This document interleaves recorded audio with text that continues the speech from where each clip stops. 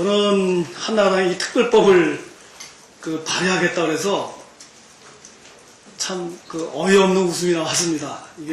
이거야말로 한마디로 기네스북에 오를 코미디감이다. 그것도 블랙 코미디감이다. 이렇게 생각했습니다. 참 여당이 여유가 없구나. 이렇게 정치력도 없고 포용력이 없으니까 그런 말초적이고 대증요법식의 대응을 하는 게 아닌구나 이런 생각을 했습니다.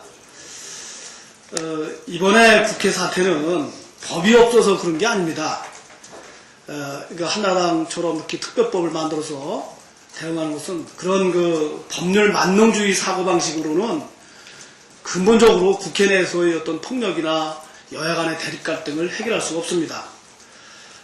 이번 사태는 여야 간 대화와 타협이 부족한, 그래서 무한 대립 갈등으로 치닫는 잘못된 정치 문화, 정치 양식이 근본적인 원인이 있고, 저는 소치, 소산이라고 이렇게 생각합니다.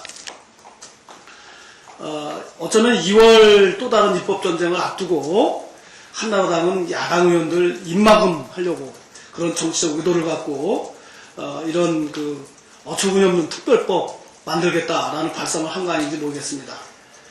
저는 이 특별법을 만들면 정작 물리적인 폭력보다 더 중요한 더 나쁜 그리고 더 큰 제도적 폭력을 불러올 수 있다는 점을 분명히 경고를 하고 싶습니다. 그리고 더 큰 제도적 폭력, 더 나쁜 제도적 폭력은 한나라당한테 부메랑이 돼서 돌아갈 것이라는 점도 얘기를 해두고 싶습니다. 근본적으로 이번 사태는 국회에서 일어난, 정치 영역에서 일어난 문제입니다.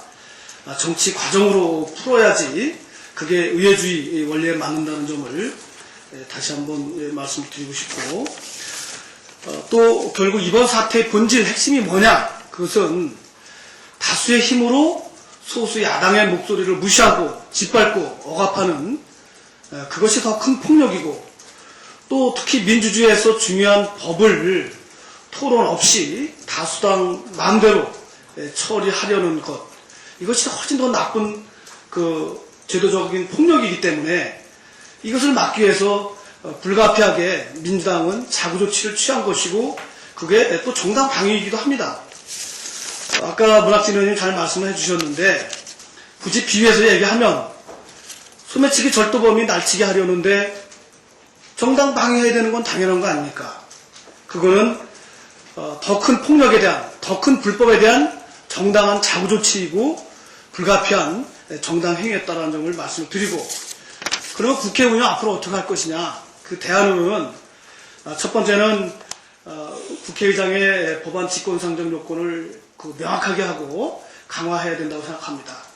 이번에 소위 27개 MB 악법들은 실질적으로 들여다보면 모두 정부의 청부 입법입니다.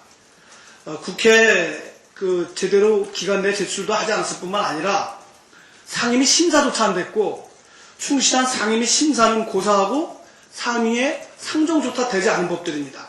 이것은 의원의 입법권, 법안 심사권을 근본적으로 부정하는 국회의 자기부정, 의회주의 유린 사태이기 때문에 앞으로 이 법안에 대한 직권상정 요건을 좀 더 명확하게 하고 객관화시켜서 강화시켜서 이런 사건을 제도적으로 방지할 필요가 있다, 이런 점을 하나 말씀을 드리고요.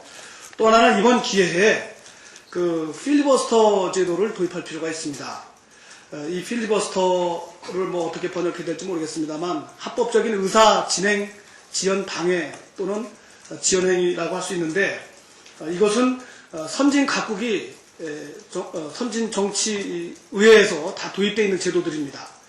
소수당의 합법적인 토론 기회를 보장하는 제도입니다.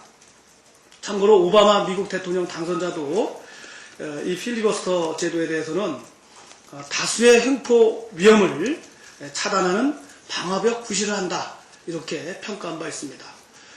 지금 한나라당이 3분의 2 가까운 의회를 장악하고 있는데, 미국도 사정은 비슷합니다만은 소수당의 합리적인 토론과 실질적인 토론 기회를 제공하는 이 필리버스터 제도를 이번 기회에 도입할 필요가 있다.